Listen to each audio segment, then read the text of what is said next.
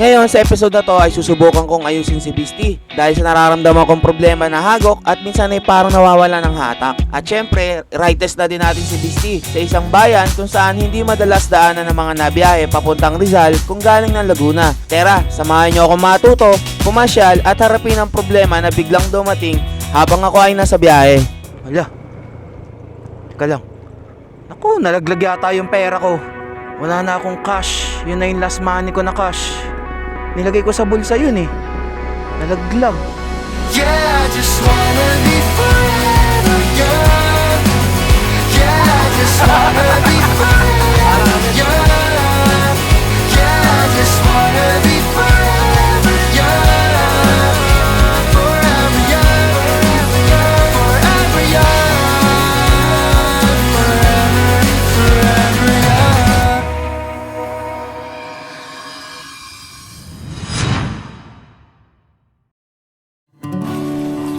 Oh, sige, tahimik lang ha. Diyan lang muna ha. Dito lang ako, Kopi. Gagawin ko lang yung si Beastie. At may problema daw, sabi ng mami mo. Yun na nga, yung humahagok or nawawalan ng hatak. Eh sabi ko, palit muna kami. Ang gamitin niya muna si Mimio. At gagawin ko lang yung si Beastie. Pero hindi tayo aalis ha. Hindi tayo aalis ngayon. So tatry ko mag DIY. Ako yung gagawa. Hindi naman ako eksperto pero meron namang mga video sa YouTube, tingnan naman natin kung magagawa natin ng paraan nang hindi tayo gumagastos. Diyan lang muna. Diyan lang. Dito lang ako sa labas. Nung nakaraan, pagkatapos naming manggaling dun sa ilog at saka sa dam, pagka-uwi namin, naligo na rin naman agad kami. And kinagabihan, pagdating ng asawa ko, habang kumakain kami ng hapunan, tinanong ko siya kung pakiramdam mo kay Beastie. Yun nga, sabi niya, tulad nung nararamdaman ko, yung katulad nung dati na parang nawawala ng hatak. So, syempre, medyo kapos tayo ngayon sa budget at saka nagtitipid. So, naghanap na ako ng paraan kung paano marireset yung ECU nang wala tayong diagnostic tool. Syempre, pagka ganun kasi, katulad nung huli kong dinala siya sa Timbotchog sa Nabotas, nireset yung ECU and naging okay naman yung takbo niya. Ngayon, bumalik ulit yung ganong problema. Kaya tanggal ko lang yung cover ni Beastie at doon ko ipapasok sa loob para hindi tayo dito sa initan. Pasok natin. At mukhang uulan pa ata. Kaya teka lang, kunin ko lang muna yung tools na gagamitin natin. Pero tong tools na to is sigurado ako na meron din kayo sa bahay. So ito yung kailangan na tool. Syempre, screwdriver. Sigurado naman, meron siguro sa bahay niya yan. At saka, kahit anong wire na pwedeng conductor ng kuryente.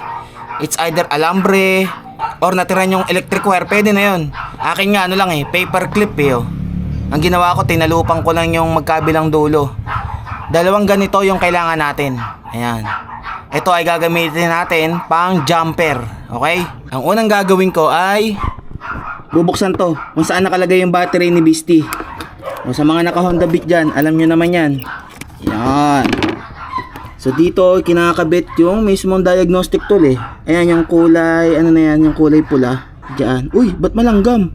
Ayun ang problema, malanggam. Kaya siguro nagkakahagok-hagok. Langgam yata sa larin dito sa akin Daming langgam. Napapasukan kayong terminal nito ng langgam? Kasi siguro nagluloko. Try na rin muna natin. Try ko rin linisin ng hipan. Niyalanggam ako Itong sakit na to, dito kinakabit kasi yung mismong diagnostic tool. So ito yung kailangan nating i-jumper. So ilolocate nyo lang yung kulay green at saka brown na wire. Basta wala na kayong gagalawin dito sa orange at saka sa black. Basta ito lang green at saka brown. Siyempre tatanggalin lang muna yung takip. Kailangan mo munang buksan. Palabas lang naman yung clip nito Yun. Ngayon, jumperin na natin yung sinasabi kong kulay brown at saka green. Brown lang at saka green So itong dalawa, gamit tong paper clip. Ulitin ko brown at saka green. Wag na wag kayong magkakamali. Yung next step na gagawin ko ay ita-turn on natin tong ignition switch and pagbukas natin, makikita natin tong check engine is iilaw. After nating makitang umilaw yung check engine, bibilang tayo ng 5 seconds at tatanggalin natin yung mismong jumper and then ibabalik din natin sa dati. Ganito. Turn on ang engine. Ayan. Umiilaw, bilang lang tayo ng 5 seconds. 1, 2, 3, 4, 5. Tanggalin natin. Kabit ulit natin. After natin may balik, patay na natin yung ignition. And then, lipat naman tayo sa kabila, dun sa mismong throttle positioning sensor. So, dito nakalagay yung throttle positioning sensor. Ito sa may engine, sa kaliwang part. Para tanggalin yan, is pipisain mo lang, tapos wiggle natin para matanggal. Once na matanggal natin, makikita nyo, dalawang wire lang naman yan. Yan yung i-jumper naman natin. Habang naka-jumper din doon sa mismong ECU. Pagka-jumper natin ito, buksan natin ngayon yung ignition. And makikita nyo, nagbi-blink. So, bilang lang tayo ng 1, 2, 3, 4, 5. And then, tanggalin natin tong jumper. Pagkatapos, patayin natin tong ignition switch. Kung makikita nyo, nag-stable na lang yung ilaw niya. Patayin natin. Pagkatapos natin patayin, ibabalik na natin yung TPS sensor sa kung saan siya nakalagay. Yan. Ibalik na natin yung TPS sensor. Next step, naka-jumper pa rin yung ECU natin ha. Hindi natin tinatanggal. So next na gagawin natin is yung ating sinilyador, ipigay natin into full throttle. And habang naka full throttle, bubuksan natin yung ating ignition. Pagbukas ng ignition, yung check engine, pag umilaw na yan, nag-blink na, bibitawan natin yung ating throttle. 1, 2, 3, 4. Makikita natin 1, 2, 3, 4. Mamatay. Patayin natin yung ating ignition. Buksan natin. And then tingnan natin. Check natin. Medyo hindi ganun ka-responsive. Medyo palyado. Okay. So repeat lang natin yung process. Off natin. Tapos full throttle. Habang naka full throttle, buksan ulit ang ignition. Hintayin lang natin mag-blink yung mismong check engine. Bitaw tayo sa throttle. 1, 2, 3. Turn off. Tapos buksan ulit natin. Then check natin. Yun, medyo maayos-ayos na siya. Mga 2 beses pa na ulitin natin yung process na yon para makuha natin yung pinaka full responsive nitong ating motor. Nasa last process na tayo, isang piga na lang. Full throttle, engine on. Hintayin lang natin mag-blink. 1. Pag wala na, turn off, then turn on natin. Tingnan natin kung full potential na yung kanyang response. Yun.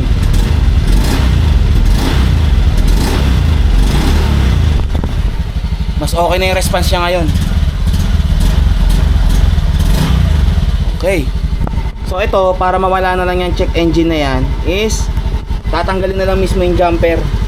And then mawawala na yung check engine na yan. Okay na.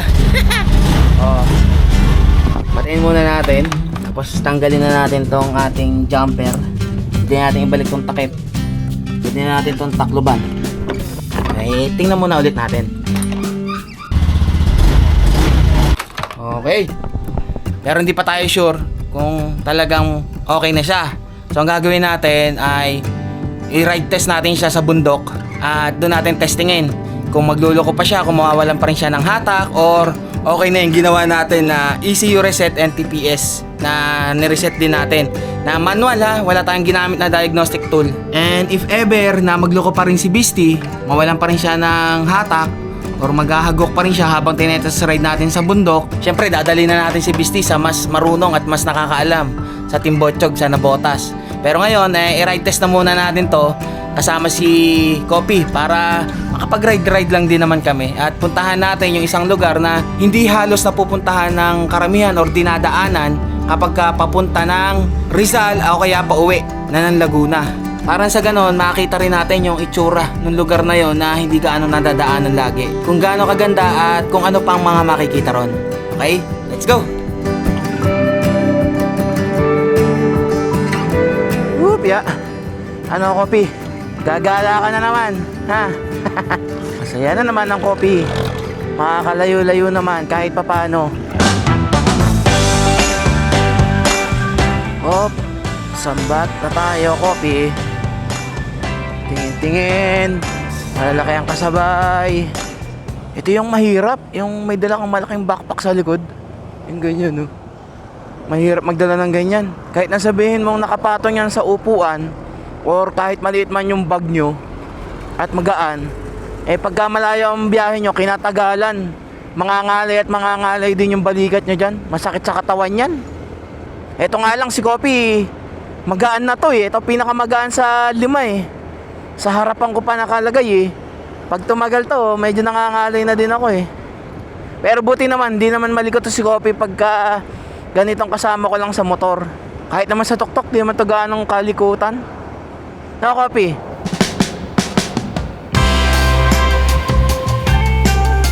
Pagsana na tayo, Kopi. Inoobserbahan ko to si Kopi. Oh. Titingin lang siya sa kaliwa, sa kanan. Minsan tumitingala pa kung anong makikita niya. Basta nakaano siya, sandig or nakasandal sa akin. Ano, Kopi? Inaantok? Lamig ng hangin eh, no? Sarap. Presko dito. Inaantok ang Kopi, oh. Sarap ng hangin eh, lamig eh. Titingnan ko dito sa may side mirror, eh, oh. Nakatingin siya dito sa kaliwa, yung mismong Laguna Lake.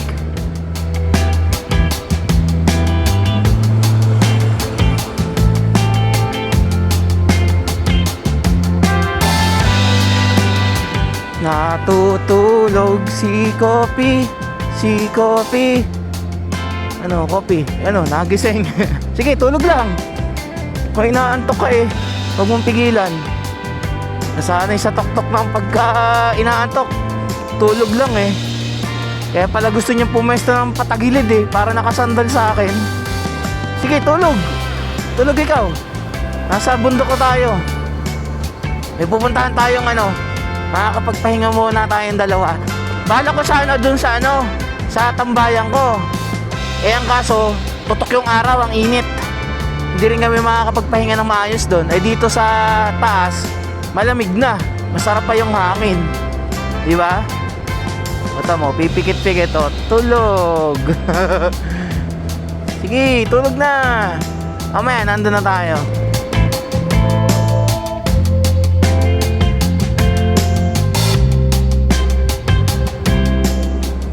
Uy, ba't ganyan na yung pwesto mo? Mayos, mayos. Ato, nasa bangkingan na tayo. Namiss ko tong lugar na tong daanan okay na rin ang mga kalsada rito tapos nang gawin Oh. Life is a winding road, no telling where it goes. Inaantok talaga ang Kopi Inaantok-antok. Op. And I really wanna know. Ito, papasok na tayo. Dito tayo magpapahinga. Tagal ko na rin hindi napuntahan tong lugar na to.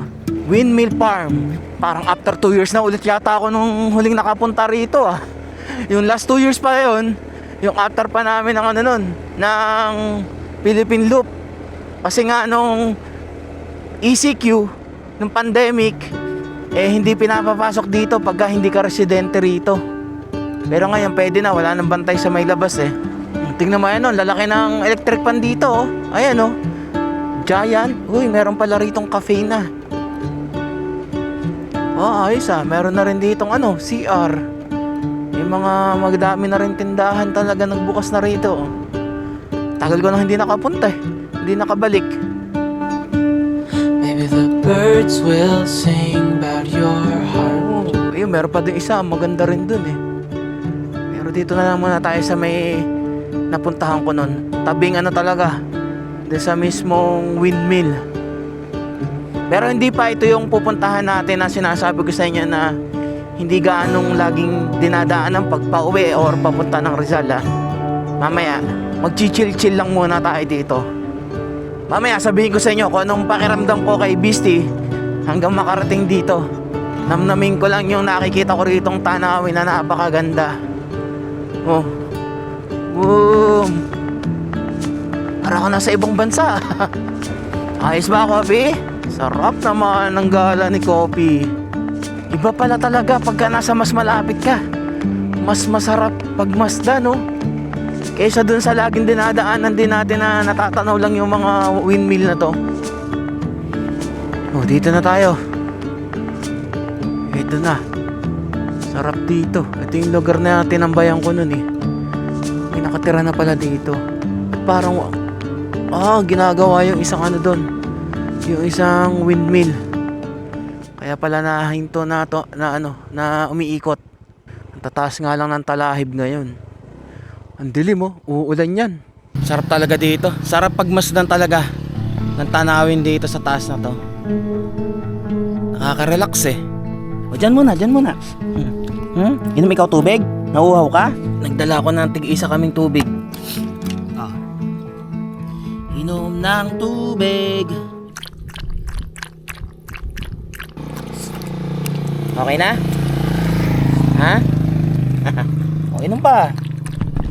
Uhaw naman siya eh. Lagyan ko na ng diaper para sigurado eh. Baka mamaya wiwian ako dito habang nakasakbit sa bag eh. Kanina pinapakiramdaman ko naman si Bisty. Pero mukhang okay na. Mukhang hindi na siya humahagok or nawawala ng hatak. Mukhang effective yung ginawa nating manual reset ng ECU at saka ng TPS ah. Bumalik siya sa dating takbo eh. Unlike nung ginamit talaga namin ni Angel, humahagok at saka nawawala na naman ng hatak pagka tumitigil ako eh. Sana nga ay okay na at hindi na magkaroon ng problema hanggang sa makauwi tayo. Tara na muna, Kopi. Nakapagpahinga na tayo, okay na. Kopi ah, ang ganda na ngayon ng response ni Bisty ah. Wala. Ayos ang ride test natin ah, nakagala tayo ah. Baka mamaya abutan pa tayo ng ulan dito. Sarap ng hangin, no, Kopi? Nakatingin ka dun ah, sa mga malalaking electric pan ah.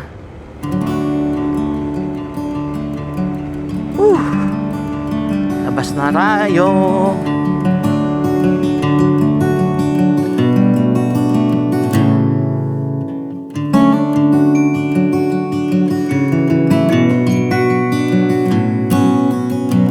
Dito na tayo sa baba. At dito tayo pupunta sa mismong bayan ng Halahala, kung saan hindi kasi to laging dinadaanan ng mga biyahero, lalo na't kung galing ng Rizal pauwi ng Laguna and vice versa from Laguna papunta ng Rizal, kasi mas mapapahaba yung biyahe mo. Ngayon titingnan natin kung ano bang magandang tanawin na makikita natin dito, lalo na't katabi nito ang Laguna Lake. Diyan tayo pupunta. Pagas lang muna tayo dito at baka mamaya mawalan tayo ng gasolina. Pagpa-full tank na tayo. Full tank. Ano, inaantok, Kopi? Gusto mo na matulog tayo kahit saan dyan? Teka, bili muna ako ng makakain. Tanghalian na pala. Order lang tayo sa Jollibee. Okay. Okay, thank you. Bitbitin na nga muna natin. Ayun. Goods. Okay, diretso na tayo sa bayan ng Halahala. Uy, ganda ng motor na yun ah. Big bike ah. BMW. Kahit naman ako kasi pagka pauwi, dito ako nadaan. Diretso na dyan. Dito kung makikita nyo sa mapa, pag pumasok kayo ng bayan ng Halahala, is parang 2 beses kang dumaan dito sa may packet ng Pililya. Kasi nga, pag ganun yung kanyang daan, pupunta ka muna sa dulo bago ka lumiko, kung saan ang labas naman nito ay Siniluan. Itong Halahala is kalimitan yung natatanaw to dito sa may pababa ng Pililya pagkagaling ng bundok. And doon naman sa may amin, sa may Laguna, pag dumadaan ng Lumban, yung meron nakalagay na Lumban, yung dinaanan din natin kanina, ito natatanaw to. Andun to sa mismong kitang-kita yung lawa ng Laguna Lake. Paano, wala na yung mga rito, puno-puno, pinagpuputol. Dito pa naman masarap kumain. Ay siya, hanap tayo ng ibang pwedeng masilungan habang kumakain. At alas 11 na rin, mag-alas 12 na ng tanghali. Baka gutom na rin to si Kopi. Di pa rin to nakain kanina eh. Butit pinagdala ko ng baon.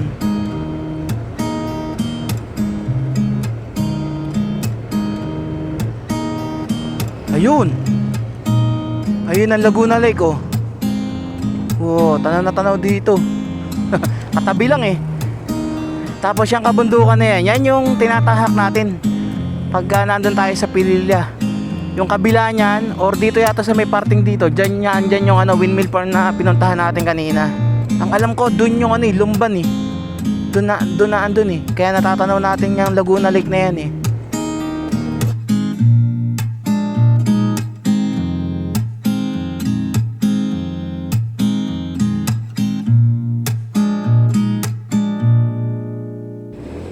Ito, parang tindahan ata to. Pwede naman sigurong sumilong muna. Makikisilong lang tayo dito. Oh, ganda nung ano dun oh. Ang lawa, tanaw na tanaw. Dito tayo kumain. Ikay magpahinga. Parang ikay may antok na antok. Oh, saya ka na naman, nakagala ka. Kunin ko muna yung pagkain ni Kopi. Oh, di ba? Idala akong sausage. 3. Oh. Ang problema ko, wala akong dalang gunting. Paano ko to bubuksan? Buwan ko na lang ng paraan. Paano ko bubuksan to? Wala tayong pang bukas. Ngat-ngatin ko. Baka masira ang ngipin ko ah. Ayun. Yan, nabuksan natin. Oh, subo agad ah. Oh. Sarap. Oh. Sarap. Dahan-dahan lang, Kopi. Wala ka namang kaagaw ah. Ano, gutom na gutom? Parang hindi pinapakain ah. Ipisain ko na lang para lumabas. Ganito, oh. Ayan, oh. Agap-agap ka naman eh. Hindi pa nga nalabas eh. Ubus na ha. Ako naman ang kakain. Susi natin, baka mawala. Dito muna natin lagay. Mamaya natin itapon. Silong na nga lang tayo, magkakalat pa, di ba? Okay naman tubig. Sarap pagmasdan, green na green. Ayun, daming water lily dun. Tapos katabi tubigan. Hindi ka pa naman napupupo ah. O dyan lang. Buti ngayon, nakatulog na ako ng maayos. Mukhang effective naman yung iniinom kong sleeping pills, pero hindi naman laging aasa nga lang ako sa sleeping pills.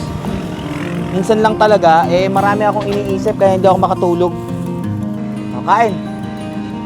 Dito sa kubo sa Hala-Hala. Pasensya na kayo kung dito ko lang kayo ipapasyal sa mga malalapit.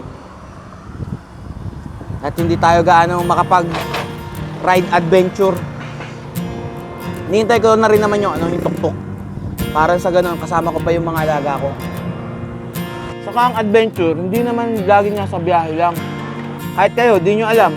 May mga adventure na rin kayong nagawa. Alam nyo kung ano yung adventure na malupit? Yung hindi mo alam na adventure pala yon. Ang sinasabi kong adventure is yung life adventure. Yung pakikipagsapalaran mo sa araw-araw. Yung pakikipagsapalaran mo sa buhay mo. Kung paano ka lumalaban sa araw-araw, sa pagtatrabaho. Diba? Kung paano mo hinaharap yung mga problema mo na dumarating sa buhay mo. Yun yung life adventure na the best. Kaya ako, kung napapansin nyo, hindi lang naman biyahe yung mga vlogs ko yung mga ginagawa ko Kaya nga pati yung storya na halimbawa may kinakaharap kaming problema ng asawa ko, kung paano namin sosolusyonan, ay isinasama ko para may share ko sa inyo. At alam ko may kanya-kanya tayong kwento ng ating mga buhay. At alam ko yung mga kwento rin ninyo, ay yun yung magandang i-share. Nang sa ganun, makapagbigay tayo inspirasyon sa iba kung paano natin hinarap yung mga mabibigat na problema, di ba? Kasi once na nalalagpasan natin yung mga problemang yun, mas lalo tayong tumatatag At yun yung adventure na hindi mo makakalimutan, yung pakikipagsapalaran mo sa buhay. Kaya kung ano man kinakaharap mong problema, laban lang. Huwag ka lang makakalimut tumawag sa taas. Kaya nga kami ng asawa ko, and every time na nagkakaproblema kami financially, or kahit ano man, sinasabi lang namin, God will always provide. Bigla-bigla may dumarating na tulong. Ganun ka-powerful talaga pagka tumatawag ka sa Kanya.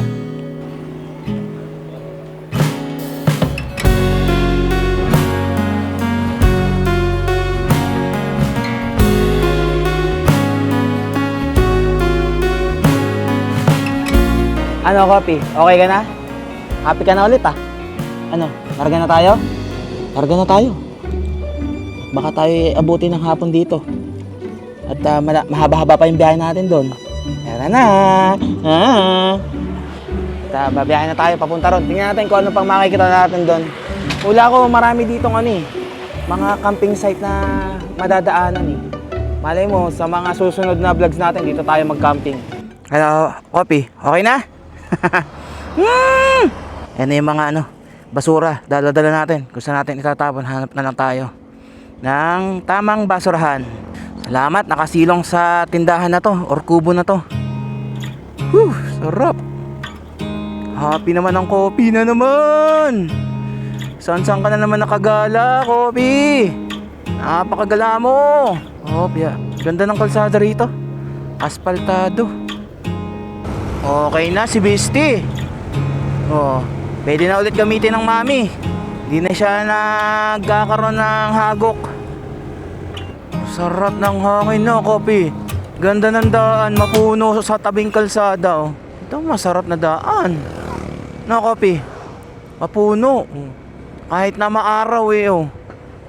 Hindi siya mainit. Relax na relax lang ang Kopi, ah. Nakahiga lang, nakasandig sa akin, ha. Oh, may ginagawa pala rito. Parang linya. Kung anong linya? Linya ng tubig yata. Ito pa pala, mas magandang kainan, yun. Ang sarap, oh. Ang hangin. Ay, naku, madilim ang kaulapan dun, ah. Sarap. Ano kayong ginagawang to? May nakalagay dun, eh. Submarine line? Sarap ng hangin. Lakas. Ito yung ginagawa doon. East Bay Water Transmission Pipeline Project and Section. Kaya pala parang merong nag-ano doon ng mga yung tubo, yung malalaki doon sa may dagat. Ayun, oh. Yung mga nakalutang na kulay dilaw. Yun pala yun, pipeline. Saan kaya tawid nun? Doon mismo sa Laguna Lake, eh. Welcome to Halhala. Bayan ng Halhala, paraiso ng Rizal. Ito pa lang pala. Maambon pa. Doon pala tayo papunta sa kung saan uulan. Maambon na.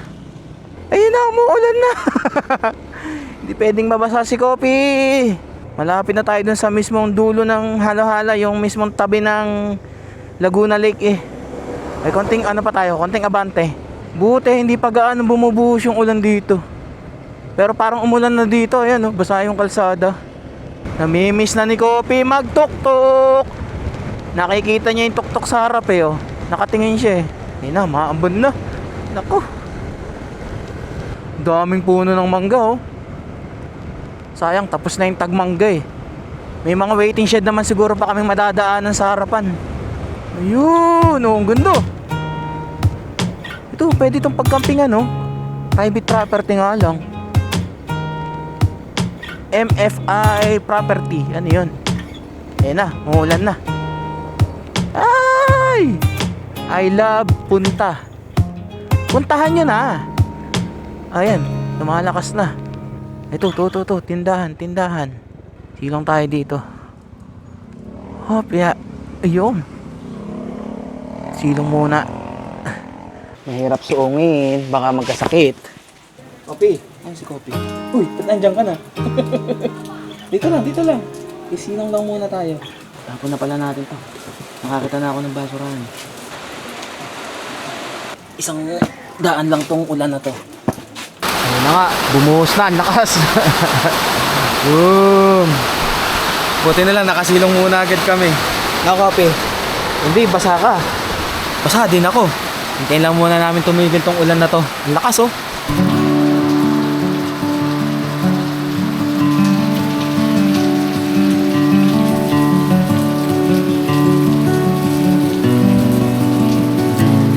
Sa wakas, tumigil na yung ulan. Okay ka na, Kopi? Ha?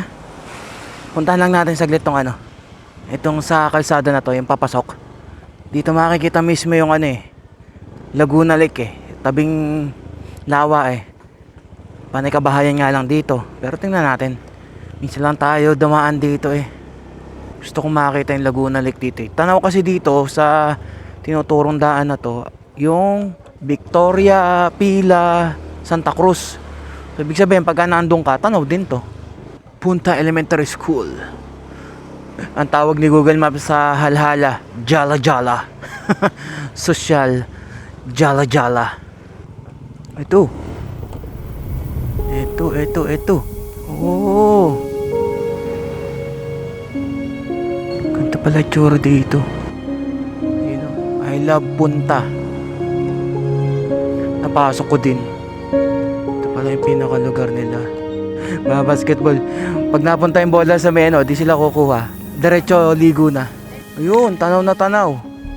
Kung di ako nagkakamali, itong sa hinaharap natin ay Kalamba. Kalamba, Kabuyaw, yan. Talim Island. Ito pala yung Talim Island. Nasa harapan natin. Meron kayang bangka rito na bumabiyahe patawid ng Talim Island. Ayan na yun, oh. Yung mismong sa gitna ng Laguna Lake.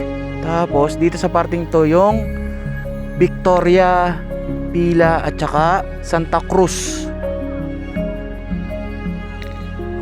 Maliwanag dun, Kalamba, mainit sigurado dun.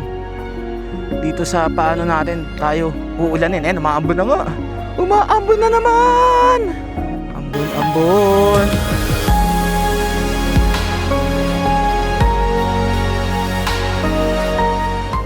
Malagpasan lang natin kung saan tong maitim na ulap dito sa Halahala eh.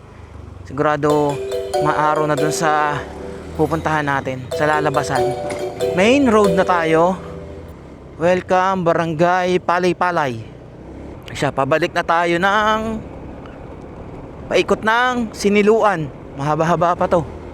May bibilin pala ako. Hala. Teka lang. Ako, nalaglag yata yung pera ko. Wala na akong cash. Yun na yung last money ko na cash. Nilagay ko sa bulsa yun eh. Nalaglag. Sayang din yung 500. Okay lang. Sana nakatulong dun sa kung sino mang makapulot nun. Withdraw lang ako. Ang kaso, dito sa dadaanan natin sa mismong loob ng Halahala, walang gaanong ATM machine dito na tayo magwi-withdraw nyan. Hanap tayo. Tingnan natin. Ay nako, Kopi, pambili ng pagkain nyo yun. Bagay, pultang pa naman ako. Buti nakapagpapultang ko kanina. Nagtanong-tanong ako dito sa mga lokal dito kung saan meron pwedeng mag-withdraw ng cash. And dito ako tinuro sa may isang tindahan dito na ito, meron nakalagay na cash agad, partner ng BDO, Sherwin and Erjane's Variety Store. Biruin mo yun, sa isang tindahan pwede ka na mag-withdraw ng cash gamit yung ATM card mo, kahit anong ATM card dito sa ating sa Pilipinas. Teka lang. Gandang hapon po. Ma'am, yung cash agad po, yung ano po ba yun? Yun yung magwi-withdraw? Ayun. Wi-withdraw po. Parang ano lang din po siya. Yung ATM pagka magpipindot. Okay. Ito pala, ganito. Saan po i-insert? Teka lang po. Diretso withdraw na po. Diretso withdraw na po. Alam ko naman po yung balance ko. Dyan po. Tapos saksak po. Ay, ano po muna, PIN. Yung amount. Amount po. Teka lang. Amount. Enter po. Opo. Ito po. Confirm. Confirm po. Okay. Transaction fee is 35. Pero kasi mamamasahe pa. Magkano rin balikan. Ito po, PIN na po ito. Opo. Halo-halo pala yung number. Opo. Rumble siya. Rumble pala yung number. Approved transaction. Ayun. Pwede na po. Ko lang po yung isa para Sige po. kami. Copy nyo po yung isa. Okay. Ganun lang pala kabilis eh. Okay. Thank you po. Laging kasama. Ayaw magpapaiwan po sa bahay eh. Ayun. Okay. Sige po. Wait lang po ha. Nahulog kasi yung pera ko eh. Kaya napa-withdraw na wala sa oras. Teka lang ha. Kunin ko lang po yung ano. Taga ano po. Sa may nagkarlan po. Teka lang po ha. Ma'am, pa-order na nga din po ng mami merienda. Gutom na. Ikaw ba? Sige po, soft drinks. Tsaka ako may tinapay po. Buti na lang, meron palang ganito na BDO cash agad. Alimutan ko, may dala pala akong biskuit. Sa YouTube po ako madalas mag-upload. Ikaw, hindi pwede sa ito. Pag uwi na, saka ka na kumain. Meron di alaga si sir, oh. Kapi, oh. Sino yun? Haba ng buhok niya. Ikaw, kalbo. Napagpitan na namin hindi pa na napaulit-ulit. Bumaba na. Yung mga malalaki ko, di pa rin groom eh. Papagroom ko pa. Yan po, babae po yan. Lalaki. Hindi, babae naman po ito. Hello, ano bang pangalan yan? Toby. Ito po si Kopi. Toby. Bagay magkatulog Ano, uwi na tayo? Babay na ikaw doon kay Toby. Babay na ikaw. Babay na ikaw. Tara na. Targa na tayo. Ba't natingin ka sa akin ng ganyan? Ayaw mo pa umuwi? Hindi. May biyahe pa tayo pag ganun. Siyempre, magmumotor pa tayo. Babay na ikaw kay sa bagong friend. Bye-bye. Bye-bye. Buti na lang merong video cash agad dito sa Halala. Sir, thank you po. Ma'am, thank you po. Kung kayo ay magwi-withdraw din, kung may malapit naman sa inyong suking cash agad partner, punta na kayo. Basta makikita nyo lang na merong ganyang cash agad, ibig sabihin pwede mag-withdraw sa kanila. Dito sa Halala ay itong kila Sir Sherwin and Erjane's Variety Store. Sige po, salamat po. Oh, ayan, may pambili na tayo ng pagkain nila, coffee. Mabilis lang naman pala mag-withdraw. Para ka lang din nasa ATM machine. Yun nga lang is, kung ang ATM sa mga bangko ay automated teller machine, sa mga ganitong BDO cash agad partner store, ang tawag naman ay automated tao machine. Kasi tao yung nagbabantay eh, di ba? Pagka withdraw mo, tao yung magbibigay sa'yo nung winidraw mo. Ang kagandahan din sa BDO cash agad is marami na siya nationwide partner store. So anytime pwede ka na mag-withdraw. Kahit anong ATM card ang meron kayo, pwede. At bukod doon ay hassle free dahil hindi mo na kailangan mag-commute or mag-drive ng sasakyan mo para pumunta lang sa bayan at mag-withdraw, di ba? Oh, eto, meron din dito, cash agad, partner ng BDO. Dami pala rito eh. Sana ganun din sa amin. Marami ding BDO cash agad partner store para hindi na tayo pupunta ng bayan para lang mag-withdraw.